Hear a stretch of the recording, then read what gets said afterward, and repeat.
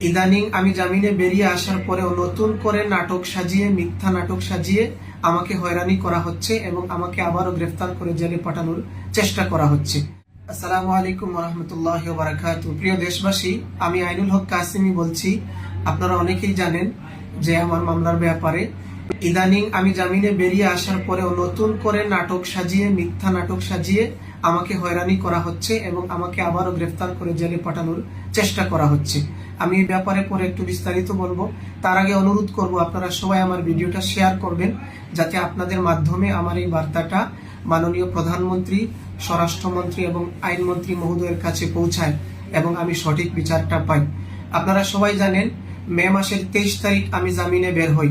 প্রথম আলো এবং ডেইলি স্টার দুইটা মামলায় আমি জেল খেটে 5 মাস পর আমি 23 তারিখ জামিনে বের হই। 20 তারিখ আমার জামিনটা হয়, 3 দিন পর 23 তারিখ বের হই। বের হবার পর আমি এই মাসের চলতি জুন মাসের 7 এবং 8 তারিখ প্রথম আলো এবং ডেইলি স্টারের যথাক্রমে দুইটার হাজিরা আমি দেই এবং আগামী হাজিরার ডেট হলো আমার জুলাই মাসের 8 এবং 12 তারিখ। কিন্তু এর ভিতরেই শুনতে পাচ্ছি যে আমার নাকি 17 মে হাজিরা মিস হয়েছে জামিন পাওয়ার পর, এবং সেই হাজিরায় অনুপস্থিত থাকার অজুহাত দেখিয়ে আমার নামে ওয়ারেন্ট জারি করা হচ্ছে। তো আমি যখন জেলখানায় ছিলাম, জেল থেকে গুরুত্বের সাথে প্রত্যেক বন্দীকে প্রিজন ভ্যানে করে এনে হাজিরা দেওয়া হয়। হ্যাঁ, সেই আমার হাজিরাটা মিস হয় কিভাবে, আমি এটা আপনাদেরকে জানিয়ে রাখতে চাচ্ছি, যাতে আপনাদের মাধ্যমে এটা সরকারের উপর মহলের কাছে পৌঁছায় এবং আমি ন্যায় বিচার পাই। আমি বের হওয়ার পর 7-8 তারিখ হাজিরা দিলাম সামনের হাজিরার অপেক্ষায়, কিন্তু এখন নতুন করে শুনতে পাচ্ছি আমার নাকি হাজিরা মিস হয়েছে। আপনারা সবাই জানেন, প্রথম আলো ডেইলি স্টারের হামলার সাথে আমার ন্যূনতম কোনো সম্পর্ক নেই। হ্যাঁ, আমি বাংলাদেশের একজন স্বাধীন নাগরিক, আমার মত প্রকাশের স্বাধীনতা রয়েছে।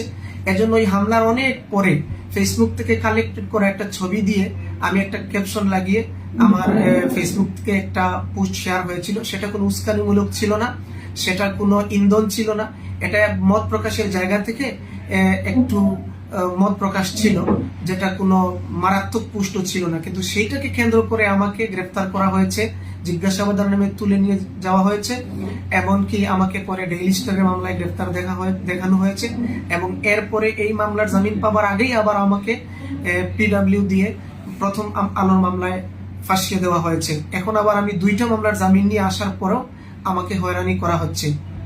এখন প্রথম আলো ডেইলি স্টারের প্রায় সব বন্দি জামিন পেয়ে চলে আসার পর আমি একজন মাওলানা, আমার পিছনে কেন এত কিছু? এজন্য আমি অনুরোধ করব আপনারা বেশি বেশি করে শেয়ার করবেন, যাতে আমি প্রধানমন্ত্রী এবং স্বরাষ্ট্রমন্ত্রী, আইনমন্ত্রী মহোদয়দের দৃষ্টি আকর্ষণ করতে পারি এবং তাদের কাছে আমি বিচার চাই। আমি আবারও বলছি যে আমাকে এখন এই মুহূর্তে যে 17 মে হাজিরায় অনুপস্থিত দেখিয়ে আবারও গ্রেফতার করার পায়তারা করা হচ্ছে, সেই 17 তারিখ আমি অলরেডি জেলখানার মধ্যে ছিলাম। অর্থাৎ ডেইলি স্টারের জামিন পাওয়ার পরেও প্রথম আলোর জামিন বাকি ছিল। সেই 17 তারিখ আমি জামিন পাই নাই, আমি তখনও কারাবন্দী। এরপরে 20 তারিখ আমি জামিন পেয়েছি এবং 23 তারিখ বেরিয়েছি। আমি জেলখানায় থাকা অবস্থায়, আমি জামিন না পাওয়া অবস্থায় আমি কিভাবে হাজিরা মিস করতে পারি, এটা আপনাদেরকে জানিয়ে রাখলাম।